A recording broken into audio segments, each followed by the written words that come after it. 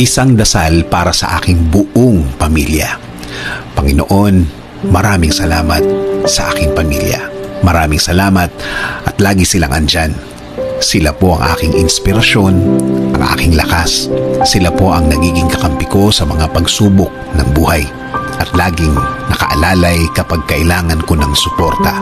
Lord, kasama po ng aking dasal na ito na mas mapalapit sila sa iyo, mas makilala ka nila, mas malaman pa nila ang iyong kabaitan, kasama ng nakita nila sa aking buhay na ikaw ang pinagkukunan ko ng lakas sa araw-araw. Kasama na rin ang aking dinadasal na tulungan niyo rin ang bawat isa sa kanila sa tuwing kailangan nila ng tulong ninyo, Lord. Tulad na lang ng pagtulong na ginagawa mo para sa akin. Every time na kailangan ko po ng tulong niyo, palagi niyo silang samahan at protektahan sa lahat ng oras.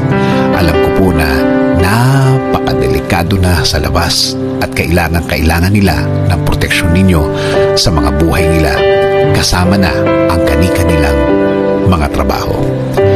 Ikaw, Panginoon, ang nakakaalam ng lahat ng kanilang pinagdadaanan.